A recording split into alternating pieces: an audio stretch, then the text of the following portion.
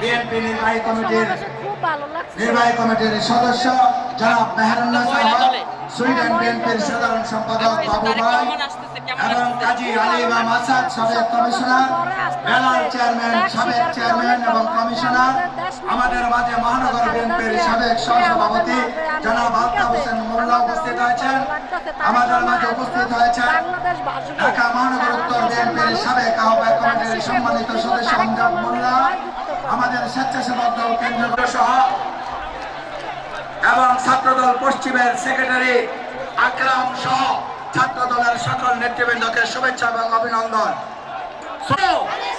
এবার যাবে পল্লবী, রূপনগর, সবাই বলো আমির ভাইয়ের, খালেদা জিয়ার, তারেক রহমানের সারা বাংলায়। সবাইকে ধন্যবাদ।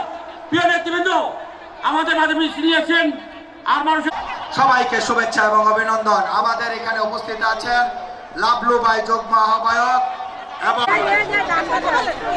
পল্লবী থানা বিএনপির যুগ্ম আহ্বায়ক মোতালেব হাওলাদার এবং লাবলু সহ আমাদের শাহিদুল ইসলাম লরেন যুগ্ম আহ্বায়ক সকল নেতৃবৃন্দ, সাধারণ সম্পাদক আবুল খায়ের, ৫ নং ওয়ার্ড বিএনপি। গণতন্ত্র রক্ষার শুরু হয় তার সংগ্রামের অধ্যায়।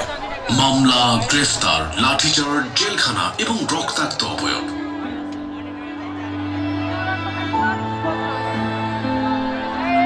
কিন্তু তবুও তিনি থামেননি। মাঠে যেমন শেষ বাঁশি বাজা পর্যন্ত লড়েছেন, রাজনীতির ময়দানেও তিনি লড়ে যাচ্ছেন একজন ক্ষমতার খেলা নয়, মানুষের প্রতি নিঃস্বার্থ দায়বদ্ধতা।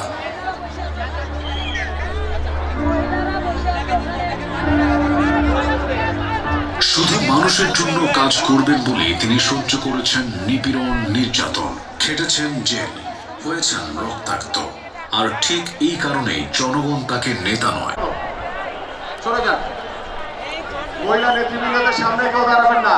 আমাদের মাননীয় চেয়ারম্যান অলরেডি কালসি বোর্ডের কাছাকাছি চলে আসছে, আর ৫-৭ মিনিটের ভিতরে তিনি আমাদের এই সমাবেশ স্থলে উপস্থিত হবেন ইনশাআল্লাহ।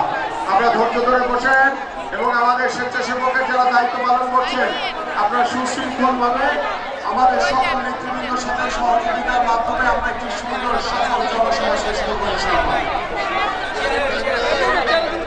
সমাবেশ আমাদের নেতা আসছে, আমরা একটু শুভেচ্ছা জানাবো। তারেক রহমানের আগমন, অনেক আছে। তারেক রহমানের আগমন, শুভেচ্ছা, স্বাগতম।